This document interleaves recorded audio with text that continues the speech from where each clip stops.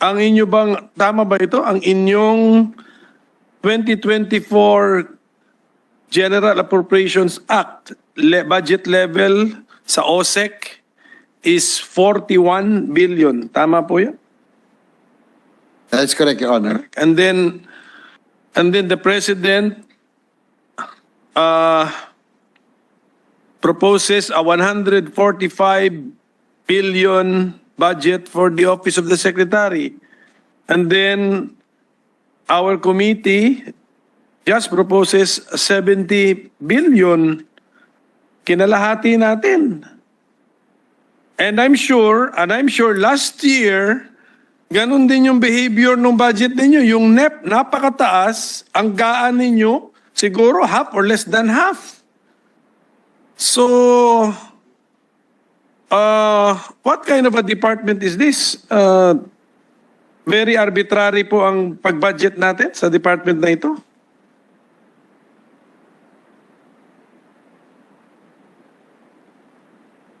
Your Honor, Mr. President, your observation is very much correct, no? Because the bulk of the budget, no, was listed on the napunta po sa unprogrammed funds, no? Originally nasa program funds. Ang pinakamalaki po rito yung mga big ticket items, yung mga railway projects, or the foreign assisted projects. Both of were originally last year were in the program funds, pero after the BICAM, nalipat po sila sa unprogrammed funds. So hence, that is why there's a big difference, no? Doon po, kaya na bumabaho ng gusto itong Yes. nasa GA. Pero disagree tayo doon, di ba? Yes, sir. Disagree tayo. Ang ginawa kasi ng House sa GAB, 100 sa NEP, 145, we're using round figures lang 145 billion ang proposal ni Presidente na budget ng Office of the Secretary. Ang House, 68 billion. Committee report ng Senado, 70 billion. So agree tayo sa House. Your So Honor, agree. So in effect, agree tayo sa House. Na binaba na House ang program. Tama? Your Honor, you're correct. Nagdagdag lang tayo ng 2 billion, no? Pero yun po kasi nangyari, most of the foreign assisted projects nandun pa rin po sa unprogrammed funds kasi naman po ang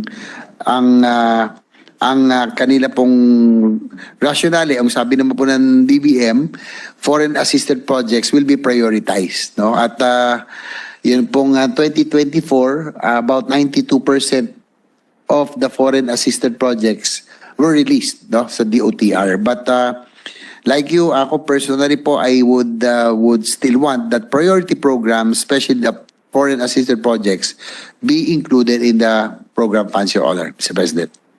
Hindi, kung sino yung budget experts sa atin dito, between programmed versus unprogrammed, sino yung priority doon?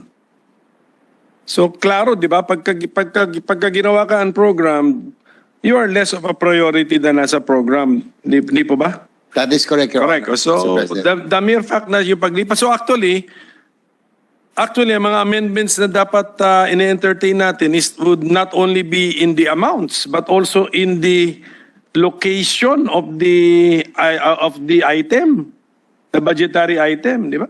Kung saan siya linagay sa format ng budget. Tama po.